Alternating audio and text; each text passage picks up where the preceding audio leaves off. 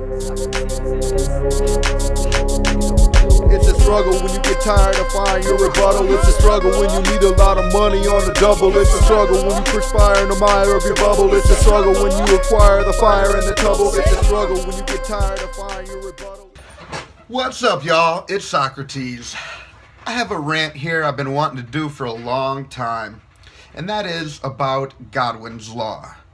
If you debate or have a conversation with someone, any time that an analogy is brought up that compares whatever subject or person you're talking to Hitler, someone will mention Godwin's law, although most of the time they don't know it's Godwin's law they're referring to. But Godwin's law is not a fallacy. It is not one of the logical fallacies at all. First of all, let me read to you from Wikipedia here. What is a fallacy? A fallacy is the use of invalid or otherwise faulty reasoning or wrong moves in the construction of an argument. A fallacious argument may be deceptive by appearing to be better than it really is. Some fallacies are committed intentionally to manipulate or persuade by deception, while others are committed unintentionally due to carelessness or ignorance. Lawyers acknowledge that the extent to which an argument is sound or unsound depends on the context in which the argument is made.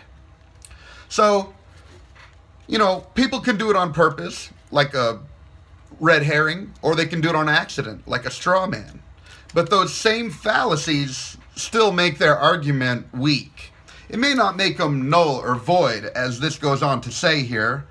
Fallacies are commonly divided into formal and informal. A formal fallacy can be expressed neatly in a standard system of logic, such as propositional logic, while an informal fallacy originates in an error in reasoning other than an improper logical form. Arguments containing informal fallacies may be formally valid, but still fallacious. So, give me 1 second here. So, Godwin's law is considered a fallacy, which it is not, which even Godwin himself admits to here. If you look up Godwin's law, I'm using Wikipedia as a reference here. And the thing is before I read the definition of Godwin's law here, I'd like to ask a few questions, and then maybe we can consider these after we hear the definition. And just a couple of questions I thought of right away are, so if you instantly lose an argument when Hitler is brought up, how can anyone ever use history to not make the same mistakes twice? Isn't the study of history for the express purpose of not repeating our past mistakes? Otherwise, other than scientific and technological advancements, what do we really have to learn from history?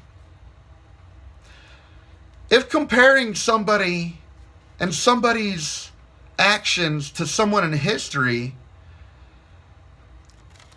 do they not think that maybe that person has studied exactly how Hitler got so powerful and exactly maybe what Hitler did to be and maintain his power, or Nero, or Stalin, or Pol Pot? We don't need to use Hitler. The truth is, time and time again in history, there are many people who want to kill and oppress others, and many rationales and reasonings for doing so. Obviously, if pointing out Godwin's law ends the conversation, then all you're doing is breeding Hitlers, breeding Pol Pots, breeding Stalins, and breeding Neros. Now, let me read to you the definition in the Wikipedia of exactly what Godwin's law is. Godwin's law, or Godwin's rule of Nazi analogies, is an internet adage asserting that as an online discussion grows longer, the probability of a comparison involving Nazism or Hitler approaches 1. That is, if an online discussion, regardless of topic or scope, goes on long enough, Sooner or later, someone will compare someone or something to Hitler or Nazism. Promulgated by American attorney and author Mike Godwin in 1990, Godwin's law originally referred specifically to Usenet newsgroups discussions. It is now applied to any threaded online discussion, such as internet forums, chat rooms, and comment threads, as well as the speeches, articles, and other rhetoric, where reductio ad Hitlerum occurs. In 2012, Godwin's law became an entry in the 3rd edition of the Oxford English Dictionary.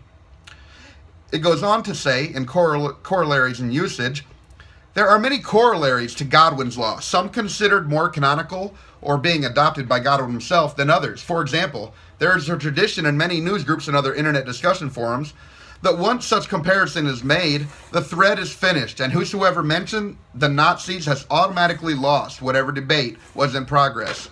This principle is itself frequently referred to as Godwin's law.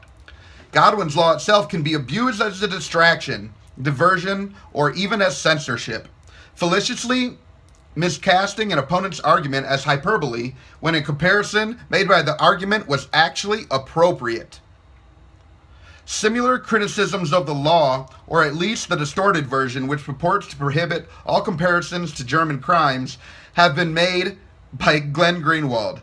This has led to the creation of New Dog's Law, which applies to citation of Godwin's law in the face of perfectly reasonable and valid comparisons to Nazism and or Hitler. So basically, Godwin himself realized that it can be abused and actually shuts down conversations and debate. That's where my pet peeve steps in. If we don't allow comparison, then we throw away everything that we need, all the tools to correct our thinking.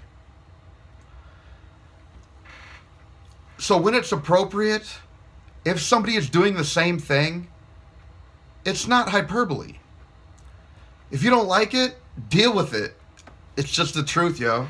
If you disagree, say something in the text, but good luck. Anyway, this is Socrates. Peace!